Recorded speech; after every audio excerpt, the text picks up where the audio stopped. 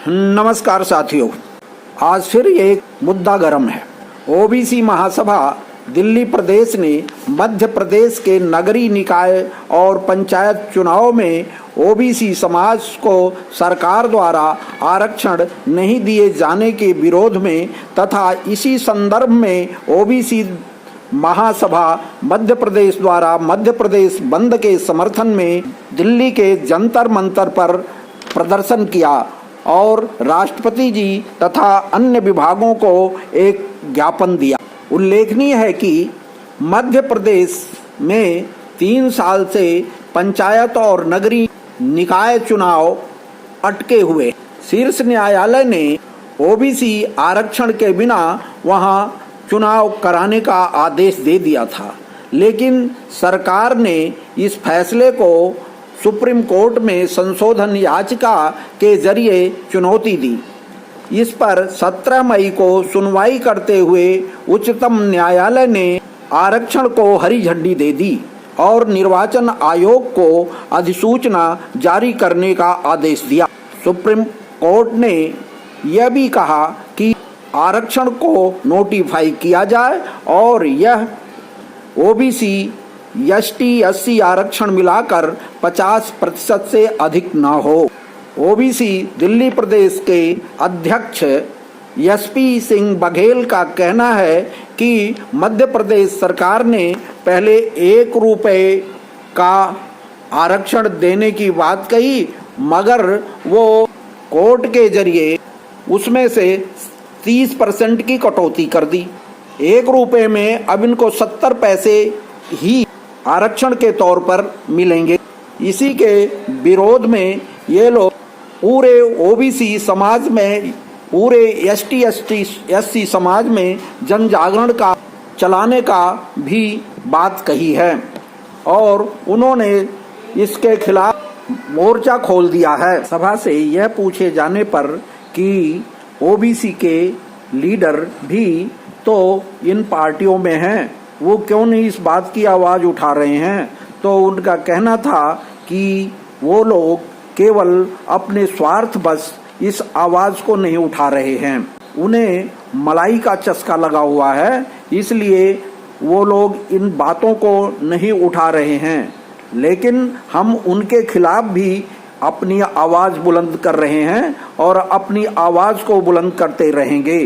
जो लोग ओबीसी के समर्थन से सत्ता में बैठे हुए हैं, उनको ओबीसी समाज कभी इस मुद्दे पर माफ नहीं करेगा। आगे देखिए ओबीसी महासभा के नेताओं की बातचीत। देखिए, आज हम मध्य प्रदेश को, जो मध्य प्रदेश में भारतीय जनता पार्टी की सरकार है, उसने सुप्रीम कोर्ट के माध्यम से हमारे मध्य प्रदेश में ओबीसी समाज का जो रिजर्वेशन खत्म किया था, उसमें उन्होंने जो हमारा मेन रिजर्वेशन 14% था वर्तमान में, उसको उन्होंने पहले सुप्रीम कोर्ट से खत्म कराया। उसके बाद फिर उन्होंने हमें 30% काट करके, उसमें से ये मान लीजिए हमारा 1 रुपये अगर मेरे पास था रिजर्वेशन, तो उसमें से 70 पैसे हमें उन्होंने फिर दिलवाया।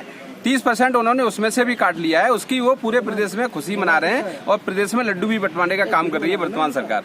मेरी वर्तमान सरकार से मांग है कि हमारे पूरे मध्य प्रदेश में ओबीसी समाज को जिस प्रकार से रिजर्वेशन हिस्सेदारी जनसंख्या के आधार पर होनी चाहिए थी, वो नहीं हुई है।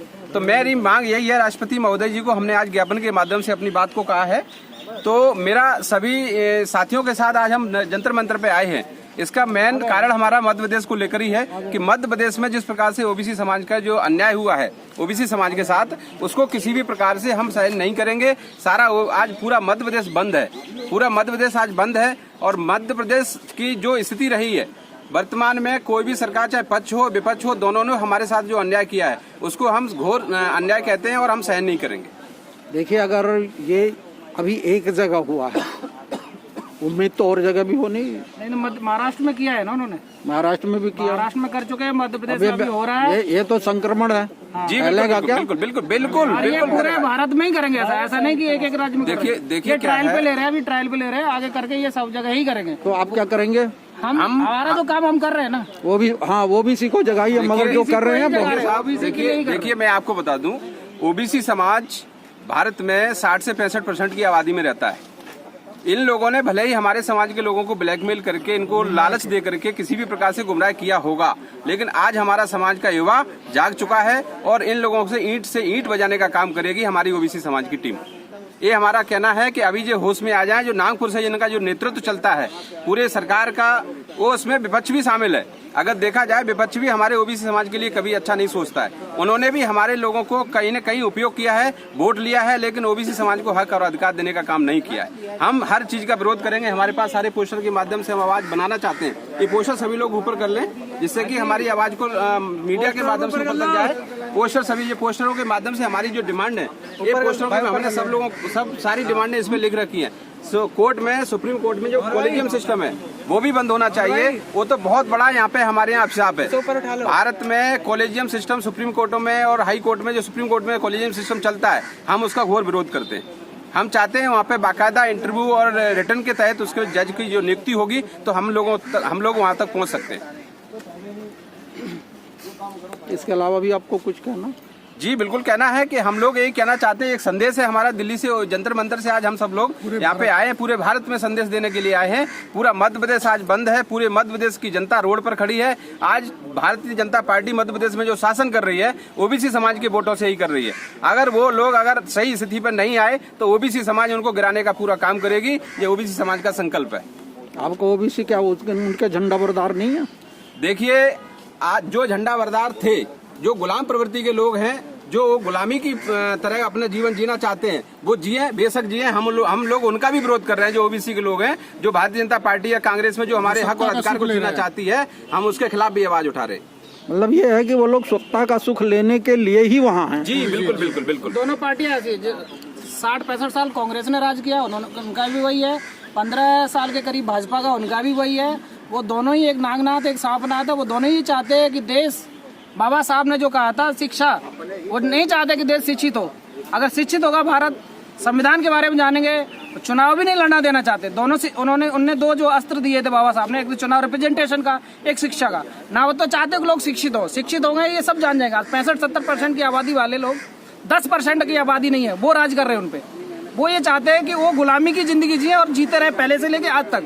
ना वो चुनाव लड़ना देना चाहते। सरपंच से लेके विधायकी का, सांसदी का, आज किसी में से किसी गरीब आदमी में हिम्मत है कि विधानसभा का चुनाव या लोकसभा का चुनाव लड़ ले?